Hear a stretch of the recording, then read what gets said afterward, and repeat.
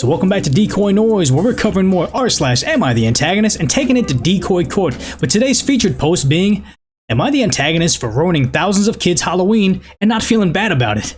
So before we get to the story today, I want to make sure you guys are subscribing down below and letting me know in the comments section that you want to join the Decoy Koi Pond and have a part in this conversation, because with the lockdowns, with everything else going on in the world, you're probably not having the same hang out with your work friends, your school friends, or whatever it may be. You need a nice little place where we can just kind of talk about BS and drama online, because that's what we do as people, right? But let's go ahead and get to this featured story right now, which is OP saying, I live in a large neighborhood, about 90 houses. We are what's considered the rich neighborhood, so our neighborhood has always been a hotspot for trick-or-treaters. We used to get 700 to 1,000 kids a year. I've always loved giving trick-or-treaters because my kids are teens and now don't trick-or-treat anymore.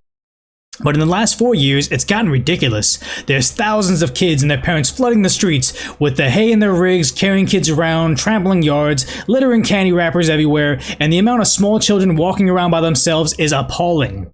People from the neighboring town of 3,000 people take their kids to my neighborhood. I was annoyed, but I really never did anything about it until 2 years ago. My daughter tripped and broke her arm. We didn't think it was a break, but we wanted to go to the ER anyway to get it checked out. And there were so many people in our neighborhood, we couldn't get out. There were cars anywhere, lining the streets, parked in people's yards. It was horrible. We had to wait until everyone left around 1 a.m. to go to the hospital. My daughter had to wait in pain for hours. At that point, I was done. I contacted the neighborhood community and we managed to get some folks, cops mostly, to stand at the gate with a list and only let in certain people. Folks that live here, family members, friends. If you wanted to get in, you had to be close to someone in the neighborhood. It was great. There were only about 300 kids in the neighborhood and there was barely any trash, and we're doing it again this year. I recently told my sister what I had done, and she got really angry. When we were kids, we had to trick-or-treat in other neighborhoods because we lived in a trailer park with no other kids. She told me I was a horrible person for ruining thousands of kids' Halloween, but honestly, I'm not too broken up about it. It was a hazard, and if there was a fire or an emergency, no one would be able to get in to help. When I was a kid, there was never any cars lining the streets. The residences could get out if they wanted. It was never dangerous. I don't think I'm in the wrong, but I've always respected my sister's opinion. Am I the antagonist? Information. There were no one in the cars. They were parked in the middle of the road and in yards, so there was no way for me to get an ambulance to get through unless every driver in that neighborhood at the same time went their cars at the same time and drove out. My daughter was 13 and in that awkward phase where she doesn't want to bother anyone for help and said it didn't hurt that bad. So, are they the antagonists? We take the case and we rush it over to Decoy Court in a very special Halloween-themed story, but I would just go ahead and say that this makes sense where people do take advantage of other people's goodwill to the fact where it becomes like a expectation, or they feel like you're obligated to give them, the trick-or-treating or the the better services of, like, better Christmas lights or better Halloween candy or more decorations. So yes, it's okay for the kid, it's for the kids so they can come over and trick-or-treat, but not to the point where it impedes someone else's ability to be safe, like with the daughter, or maybe there's a fire or something. So I think that, in my personal opinion, this was something that needed to be done, but it was a bit of an overreach. Being at the gate with the police saying only if you're a resident you can come in here. Now this is a private neighborhood or something. I don't know the legality behind that, but it does seem kind of messed up, because it's like, the kids, where else are they going to go? They knew that this was the best neighborhood. Now you're kind of punishing the kids for the bad behavior of the parents, where they're just dropping off the kids and there's nobody watching over them, or parking the cars in roadways. So maybe there's a better way at the gate saying, you guys are welcome to trick-or-treat here, but you can't block the roadways, or you guys can't come by and litter or something, or you just let them walk in there, let them enjoy trick-or-treating. It's for the kids. It's for just the holiday, a special event. It seems like OP had a good experience with trick-or-treating in rich neighborhoods when they were a kid, and so have I. So I mean, it seems like an overstep, but maybe I'm wrong, because I'm not a property owner in a rich neighborhood with kids of my own, so I don't understand where they're coming from. But in my knee-jerk reaction, I'm gonna go ahead and say that it's not that they're not the antagonist. It's not that they are the antagonist, but I think it was just a bit of an overreach in my opinion. But let's go ahead and look at the prosecution of the top comments right now, saying, not the antagonist. People still need to behave. The kids can still have fun. Parents just have to actually parent them now because someone else is watching, which is true. They can't just let them run loose in this neighborhood. Next reply is, your neighborhood is not set up for a carnival. If the number of people and vehicles obstruct essentially services, that's beyond ridiculous. Let's not forget the lockdown at the moment. Crowds like that should be banned this time, not the antagonist. Which, I mean, that's such a heavily politicized thing. I don't even want to dig into that right now, but I do understand they said you don't want to have too many people there. You don't want to be setting up a carnival in your residence where it's making a dangerous situation for everybody. So I understand why OP would say, like, let's ban this and not let them in the neighborhoods anymore. But I do kind of feel like there could have been a happy medium, but I don't know. The next reply is, you're the antagonist. Your sister is right. You are a hypocrite. You didn't address the issues of vandalism, litter, and inappropriate parking directly, which you easily could have done with the resources you used to implement your plan. Seems to me you don't want the poor people trick-or-treating in your neighborhood, and it is your right, but I think it makes you the antagonist. So there's a reply I wanted, because good old-fashioned, very, this type of thinking Reddit, where I said, you didn't address the issues of vandalism, litter, and appropriate parking directly. No, I think they did. I think they got rid of all the littering, all the vandalism, and all the inappropriate parking, because when it's only residents of that neighborhood, they're not going to litter in their own front yard. They're not going to vandalize their own front yard. They're not going to park in front of their neighbor's house and block them in because it's where they live. So I think they got rid of all of it. Is it hypocritical of them to say they enjoyed it when they were a kid, but they won't allow it when they're adults? Well, who knows if they ever went to a neighborhood that got turned into essentially a block party carnival of all these people being disrespectful to the homes. Maybe OP and the sister were really nice whenever they went to trick-or-treat places. I remember I was really appreciative when, you know, I was going to a different neighborhood to trick-or-treat there as a kid, because I knew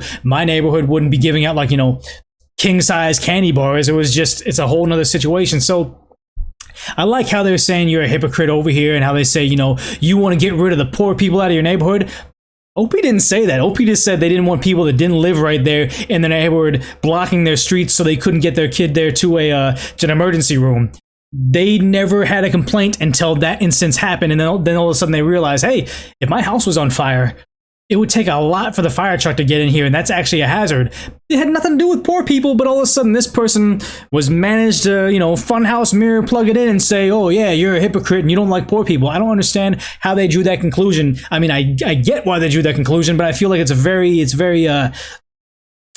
like, let me push this particular narrative and let it leak in every single part of Reddit right now. I don't think that's the exact thing that OP was thinking, but, you know, let me know what you guys are thinking down below, because I kind of think that, yeah, he doesn't suck. He probably should have just gone about it differently to address the issues at hand, not necessarily, hey, this is only rich elites that can trick-or-treat here now. But let's go ahead and get to that next top post, which is, am I the antagonist for dressing nicer than the bride at my cousin's wedding? So, okay, more drama. So OP wrote, I got invited to my cousin's very small wedding, which was last week. I have never met her before the wedding, so I knew it was important to make a good impression. I also have deep insecurities about how I look due to being bullied as a child, so I always need to look as nice as possible when I'm going out, even just to get coffee. I started planning what I would wear immediately. The invite said cocktail attire, and I settled on a tea-length dress I had worn to other people's weddings with matching colored chiffon shawl and flats, as well as a real pearl necklace and earrings. I didn't buy anything new for this, just did my best with what I had. I made sure my makeup was decent and didn't clash, and made sure my hair was cut a week before the wedding so I would look as best as well. Okay, I don't know any of that stuff that was just said, but let's read on. So they said, well, I think I was the only one at her wedding that cared how they looked. Most of the 30 guests were in t-shirts and polos and shorts. I was one of 2 guests wearing a dress. The bridesmaids wore something that looked like something from Hot Topic. The groom wore a tuxedo shirt and black jeans. The bride wore a custom gothic dress that looked like purple, red, and black patchwork dress. Her hair was not brushed, and she did black makeup so heavily that you could barely see her face. I was shocked. Several people came up to me during the reception that said I looked nice and was upstaging the bride, which was not my intention. The bride herself was quiet the whole night. I tried to get to know her as that's what she requested, but she wasn't interested. The wedding ended, and on my way home, I got flooded with calls from her mother and new husband saying I was a horrible person for dressing like Grace Kelly, I don't know what that is, and going out of my way to make the bride feel ugly at her own wedding. I just can't go somewhere, especially to what I thought was a formal event, looking like less than my best.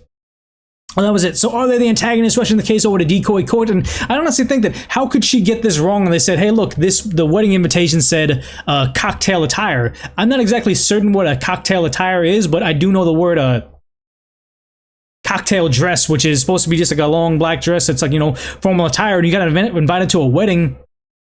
Seems like she came in wedding attire and she had never met the cousin before. So how is this her fault that she upstaged the bride because the bride wanted to dress down? Which makes me feel like this was a kind of a thing of insecurity where she wanted to have like a counterculture wedding where I'm not going to dress in like the bride and the groom and, you know, your conformist wedding. I'm going to dress where I want in a gothic thing and wear like a patchwork dress. Cool, that's her decision, but you can't be upset that she's being counterculture, but somebody isn't, and she's saying, hey, why are you doing this thing and upstaging me? It almost seems like they would have rather been in that dress or something, and it's kind of like a projection of their own problems or their issues with, like, you know, what a wedding's supposed to be. So I think under no circumstances can OP be known as the antagonist here, and I think that whoever wrote the wedding invitation would be the antagonist, because you say cocktail attire and meant to say t-shirt and shorts. Like, these are two different things. But let's go ahead and read the top comment saying, not the antagonist. If the invite said cocktail attire, why was every other guest dressed for a barbecue?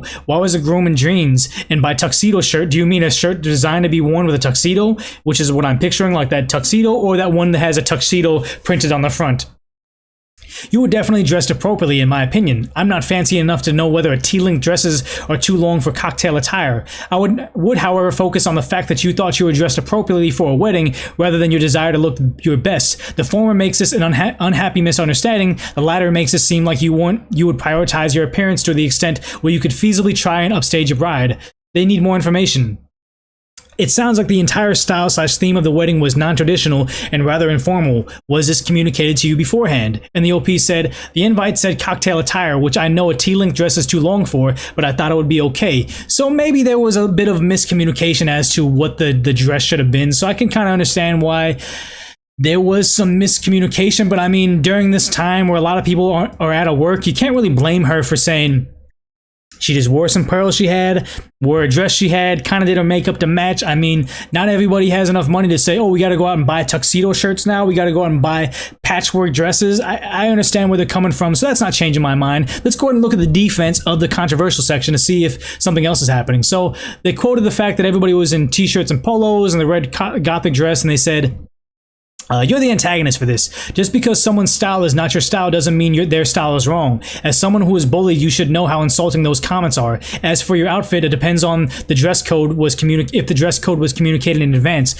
So they're trying to say, like, hey, look, you've been bullied before, so why are you trying to say, like, oh, I'm shocked that she was wearing a patchwork dress. I'm shocked she was wearing so much makeup on her face. Well, she didn't say that in the open. She was just trying to get to know the person. It was a simple fact that after they were attacked, after they received calls saying, I can't believe you upstaged the bride, then she's got to be on the defensive like, well, I didn't know we were dressing like that. And that person says they have low self-esteem, so now they're trying to look their best. I always like to see how Reddit can be so hypocritical at times where somebody will be the antagonist in some situations, but they can do the same exact behavior in a different situation. But if somebody else got their feelings hurt more, Reddit likes to base their opinions on who was victimized more, not who is necessarily right, who's necessarily wrong. They just like to attack someone because, hey, you have the advantage here, so you're the bad guy, which is this terrible thing where it's like, no, let's have some consistency, because if the goalpost is constantly moving and we never can say, like, this is appropriate behavior, this is inappropriate behavior, we just judge everything based on the outcome and who got their feelings hurt more, you can never be right, because you just have to be so tiptoey walking on eggshells that you never want to make a definitive statement. You never want to better yourself. You never want to do something because someone else might get their feelings hurt based on your actions. I think that's a terrible way to live. But let's go ahead and go to the top next post right now, which is, am I the antagonist for telling my roommate that the name she chose for her baby is ridiculously stupid? So I always like covering these stories, but they never do well. So what they said was, my roommate is a 24-year-old female and a big Game of Thrones fan. She's pregnant with her first child right now. She decided to name her baby Arya, or Aya. I don't know, Arya. When she asked my opinion of the name, I said it was a good name with a good meaning. Arya means noble in Sanskrit, but a lot of people have named their kids Arya or Khaleesi or Sansa because of popularity of Game of Thrones, and it might be a little too common, but that's not a bad thing. The next day, which was yesterday, said she's found a way to name her baby Arya and not have it be associated with other Aryas running around on the show. How? Well, she wanted to spell it Aughreyah is AughreighYah. Okay, I did a double take on reading that word too, but apparently people are supposed to read it as Arya or Arya. Okay, she asked me how I felt about it, and I told her that, frankly, Aughreyah looks ridiculously stupid, and she should just go with Arya. She got kind of upset and said that she and her partner came up with this, and this was only because I told them that that name is very common. I said that having a common name is better than having a confusing name. Am I the antagonist? So, rushing this over to Decoy Code, we have covered stories like this where people are upset with the names they get, and, I would want to know if the people naming their child Aughreyah have regular names like, Charles and Stacy, or do they have names like Aughreyah? Because there's two things that could come from it. Like, you could end up being somebody like, Kobe or LeBron or Beyonce. Is that a real name? I'm not sure. But you have these really, unique names, and then you just get to be this, like, one name person. Like, I don't think anybody calls them James or they call them Bryant. They usually call them by Kobe because it's such a unique name that that's what they go by. And maybe that has a part of them becoming them so unique and successful in life because they're always unique. But oftentimes when they just become a regular person, not a superstar or a once in a generation talent, they become someone that are not, I don't want to say ostracized from society, but someone that just has a hard time in society where, sad to say, some people, when they submit job applications, college applications, or even like online dating websites, when they see a name like that, they already have an opinion. They already have a bias against them because that is such a bizarre name. It's not common, and they just kind of have these, bizarre connotations with someone named like that. And if they haven't had to grow up with that type of life before, like their name is Jack, but they want to name their kid Aughreyah, they probably don't understand what they're going to put their kid through, the amount of teasing, because let's be honest, kids, especially elementary school kids, are ruthless. There is no filter. They're so mean to everybody, and if you have a name like Aughreyah, I'm sure you could have a large nose, wacky hair, or like, some like weird thing about you that the kids are going to make fun of. No, they're going to probably cling to Aughreyah and like just tease them incessantly and just make their life a whole lot harder, and I don't agree with that. So I'm going to go ahead and say that OP, you're not the antagonist because, someone's got to speak truth to what's going on. And maybe OP is going to save that kid from a life of relentless bullying, or maybe with all the Aryas, Khaleesi's, and unconventional naming styles that we have in this generation, you'll be a weirdo if your name is Brian, or you'd be a weirdo if your name is Jessica or something. Like that's just so uncommon now that you'll be teased for having a traditional name as opposed to Aughreyah. But let's go ahead and see what the prosecution of the top comments are saying right now. So they're saying, ask her, Arya being stupid, I'll be here all night. I don't get it. I don't get what that is. Oh yeah, so they're just saying, Arya having a stroke, Arya having parents related. So they're just saying, oh, Arya, are you? Okay, so yeah, they're just saying that that's already a name that's weird as it is. The next one's saying, not the antagonist. You should not give a kid a name that looks like it could be a Welsh town. Just the teasing has already started and she isn't even born yet. So I understand that that's not a good thing. And just the simple fact that there's already so many, like, what was it? Katnisses and Bellas and, whatever was popular in pop culture at the time, they're naming their kids that. So, I mean, yeah, you don't want to name someone that could be a trend or later on. Let's say the actress that plays Arya in the Game of Thrones thing, she gets caught up in some terrible scandal where she's like, a terrible person in society. Now you have a kid named after something that is just a miserable thing that happened in human history. You don't know that, and you don't want to attach that to something like that. So that's kind of a risk. But let's go ahead and see. There's lots of downvoted comments and controversial. So let's look at the defense of the controversial saying, I have mixed feelings on this. She asked you for your opinion, I'm guessing, and I agree that the second spelling is ridiculous, but maybe you could have said it nicer. I'd probably go back and say it's your baby and any name you choose should be happy with, but the original spelling for Arya is common, but people will recognize the name instead of the alternative way you have chosen to spell it. I get that parents want to make names look unique, but changing the spelling doesn't necessarily change the name itself. Riley versus Riley. They're both Riley. Put Arya back to its original spelling. It's fine even if there are other kids with the same spelling. Or maybe you could help them come up with a different spelling that isn't as hard as what they came up with. Negative 11 points. And why this is negative 11 points is because why do we always have to walk on eggshells with our friends? I'm sorry. My friends, we talk trash to each other. If I have a stupid haircut, they let me know I got a stupid haircut right off the bat. If you have someone that, is if all of a sudden they're trying to make a fanny pack underneath their shirt and then comes up over their sleeve and like, yeah, this is my new thing. You tell them, hey man, that's a stupid thing, because they're your friends. You know you don't mean them any harm. You're there to give it to them straight. Acquaintances, work friends, people that are kind of afraid of you, they're never going to tell you what it is. And if you ever want real truth, it's got to come from family, close friends. And that's what this is right here. Them saying, hey, you might be making a mistake. Let me call you out on your BS before you solidify it on a birth certificate. This person saying we have to coddle everybody and there's emotions and everybody's feelings are so fragile. I hate that. This is the what is it? The snowflake generation, the generation of the participation trophy generation, where you can't give them anything straight. You got to always coddle their emotions. If you ever want to give someone a criticism, you have to sandwich it between two compliments. Hey, your naming conventions are great. The name's stupid, but you're very good and you're very creative. You know, let's try to work something out. Like, no, that's a weird way to communicate. Why are we so, I don't want to say soft, but I mean, that's just my personal take on it. So I'm again going to say that OP, you're not the antagonist. You're giving it to your friends straight and also kind of being productive, because I don't know, if I had to redo life and be raised as AITA, I feel like my life would have turned out different. Maybe for the better, but I'm imagining that the teasing, especially at a young age, would not be appreciated by me, and I wouldn't kind of not want to put my kids through that sort of thing. So, you know, that's just my personal opinion on these situations. I'm always glad to see the Decoy